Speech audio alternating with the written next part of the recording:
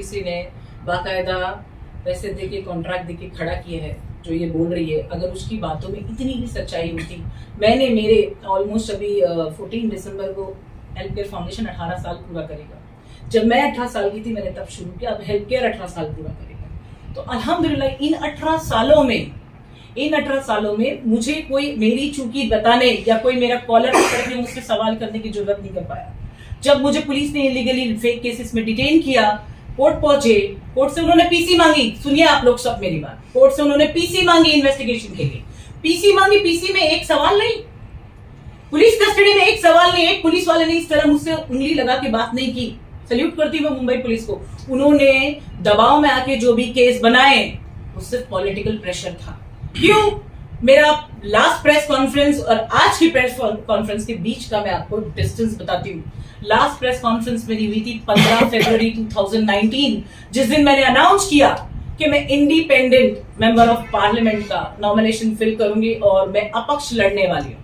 15 फरवरी 2019 को मैंने ये बोला और 28 फरवरी 2019 यानी 13 दिन के अंदर इतनी खूबसूरती से मुझे ट्रैप किया गया, सीधा मुझे क्रिमिनल साबित करने की कोशिश की गई। लेकिन कोशिश देखो क्या हुई, कोर्ट ने पीसी दी, पीसी में इन्होंने कुछ नहीं जमा कर पाए। इनके पास कुछ होगा तो जमा करेंगे, इन्होंने पीसी में कुछ जमा नहीं कर पाए। पीसी से जेसी में, जैसे प्रोटोकॉल ऑफ लॉ, जेसी में जेसी से जितनी रिस्पेक्ट किसी के सामने करोगे उतनी ही रिस्पेक्ट आप पाओगे मार्केट में।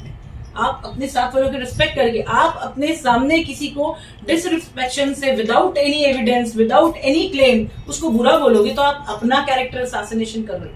तो मुझे गलत बोल के बहुत लोगों ने मुझे मैसेज किए, कॉल किए, यहाँ तक उर्फी के खिलाफ मेरे पास रिटर्न में इतनी सारी कंप्लेंट है। जब मैंने सीनियर पीए को बोला कि मेरी तबीयत इतनी खराब है, मेडिकल रिपोर्ट उनको दिया जिसमें मेरा ब्लड प्रेशर, कि मुझे सीजर अटैक आ गया, मुझे एंजाइटीज है सीजर्स की। तो एनेस्थेसिया के बाद सेम डे 5 तारीख को मुझे सीजर अटैक आ गया। जैसे तैसे मैंने हेल्थ को रिकवर किया और 6 तारीख जब मैं मेडिकल कराने पहुंची तो मैं बीपी वॉज 210/100। डॉक्टर ने मुझे बाबा हॉस्पिटल में बिठा दिया, बोले मैम बैठो आप पहले। उन्होंने एमएलसी करके जब दिया, जब मैं बांद्रा पुलिस स्टेशन पहुंची, सीनियर पे बोलते हैं कि मुझे ऊपर से ऑर्डर लाना पड़ेगा। तो मैंने उनको उठते उठते एक बात बोली, भाऊ आप मुझे अभी पुलिस वैन में लेके बांद्रा बाबा हॉस्पिटल लेके चलिए और मेरा मेडिकल करा के देखिए मेरी हालत क्या है। I was not able to talk, still I am not well. इस लड़की की वजह से पिछले 26 दिन से जो मेरी तबीयत खराब है, जो मेरी हालत है, उसकी जिम्मेदारी लड़की है। मैंने सीनियर पीआई देवरे साहब को ये कहा, मैंने बोला भाऊ ये मैं आपको 4 ऑफिसर और मेरे 2 स्टाफ के सामने बोल रही इन लोगों को विटनेस करते हुए, मुझे कुछ होता है तो उसकी रिस्पॉन्सिबल उर्फी जावेद होगी।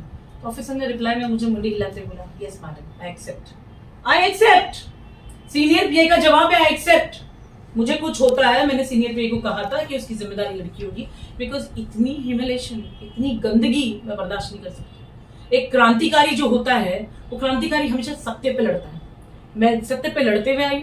अगर ऊपर वाले ने लिखा होगा एमएलए, एमपी, चीफ मिनिस्टर या प्राइम मिनिस्टर बनना, तो तकदीर का बना लिखा हुआ वो कोई नहीं बदल सकता। हाँ, काम तो मैं तब तक करूंगी कि मैं जब उस ऊंचाई तक ना मैं पहुंच जाऊं कि जहां पर मैं मेरे देश में पैदा होने वाली हर लड़की, हर बेटी को वो रिस्पेक्ट, वो इज्जत दिला दूं। जब तक काम करूंगी। और अगर कोई कोशिश कर सकता है मुझसे लड़ने की, मुझे हराने की, तो एक बात मैं मेरे जो भी चाहने वाले दुश्मन होंगे मैं उनको बता दूं, तुम लड़ लो मुझसे जितना लड़ना है। याद रखना मेरी हार तब तक नहीं होगी जब तक मेरी सांसें चलें। जब तक जिंदा हूं मैं लड़ती रहूंगी और तुम मुझे तब तक नहीं हरा सकते जब तक मैं जिंदा हूं। तो अगली बार जब कोशिश करना तो कुछ बड़ी करना। अच्छा, हिंदुस्तानी भाव ने भी आपको सपोर्ट किया सुना हमने। देखिए जैसे आप मेरे भाई हो, भी भाई है, वो हिंदुस्तानी भाव है, वो सबका भाई है। मैं उसको जब से जानती थी जब वो हमारा भाई था, उसके बाद में हिंदुस्तानी भाव बना। अल्लाह उसको और तरक्की दे। मैंने देखा वो लड़की ने उसको गलत बोला, उसने आवाज उठाई, आवाज वाज परफेक्टली राइट कि उर्फी सुधर जा। उसका कुछ गलत एंगल, उसने बहन बोला, वो एक अच्छा इज्जतदार इंसान, उसने बहन बोला, इसने आके उसको क्या क्या बोला, इसने उसके मैसेजेस पढ़ाए, उसने भेजा, उसके पीआर ने भेजा, जिसने भी भेजा, इसने उसको डिफेम किया, उसने उसको भी डिफेम किया। वो अपनी जगह पे परफेक्ट था, लेकिन उसने उसको गाली दी। उसके बाद में भी किसी जेंटलमैन ने उसके खिलाफ आवाज उठाई, मुझे तो उनका नाम भी नहीं मालूम है, और उसने उसकी भी चैट शेयर की। आप मेरे को एक बात बताओ, आप सारे मर्द खड़े हैं मेरे सामने, ठीक है, एक लड़की मस्त एकदम ग्लैमरस कपड़े जैसी चीजें पहन के पोस्ट करती है, आपको हर जगह पे सोशल मीडिया पे एक प्रायोरिटी मिलती है, DM, direct message, where you can communicate with the person. मुझे भी डायरेक्ट मैसेज रोज हजारों मैसेज आते हैं, मैं जवाब नहीं देती हूँ।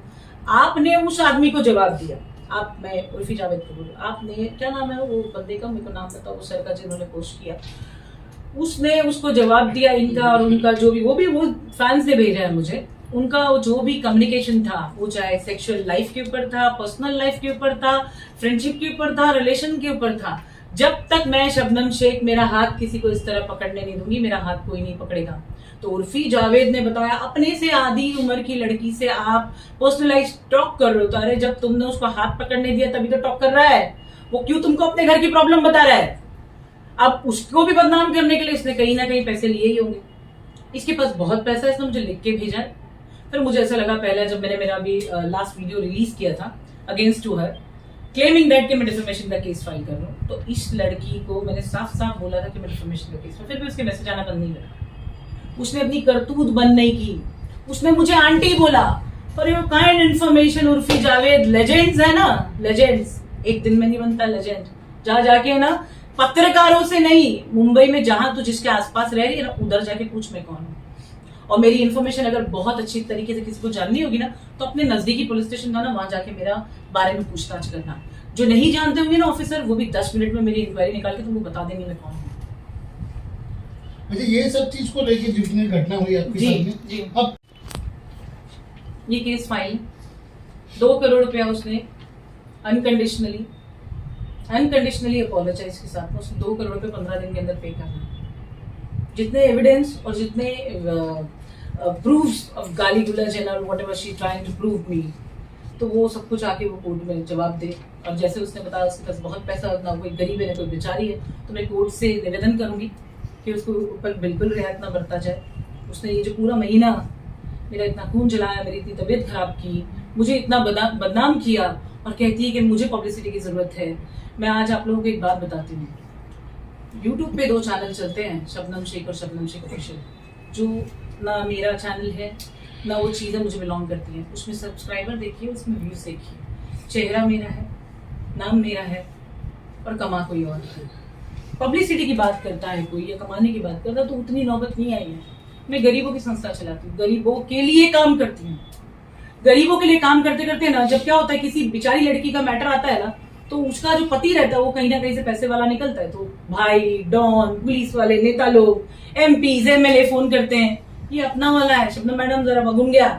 अरे कहाँ है बगुन गया बाबा? लड़की का कंप्लेंट है, लड़की अगर बोलती है मुझे कंप्लेंट नहीं करना, मुझे ऑब्जेक्शन नहीं है, मुझे ऐसी भी धमकी आती है कि हम लड़की को ठोक देंगे, तो फिर वो लड़की के आगे ये माँ खड़ी है। कोई भी कंप्लेनर जिसका केस मैं लड़ती हूँ, चाहे वो मर्द हो या औरत हो, उसके लिए बड़ी बहन भी हूँ मैं, उसके लिए माँ भी हूँ मैं। तो मैंने ऐसे बहुत सारी चीजें देखी है। गरीबों के लिए काम करने पे क्या होता है ना, हमेशा गरीब तबके को दबाया जाता है। मेरा कंसर्न, मेरी आवाज, मेरा तरीका काम करने का सिर्फ एक ही चीज को साबित करता है, कानून सबके लिए बराबर है। इस देश का कानून बाबा साहब अम्बेडकर ने लिखा, और उन्होंने संविधान लिखते वक्त कहीं पे कोई पार्शियलिटी नहीं की।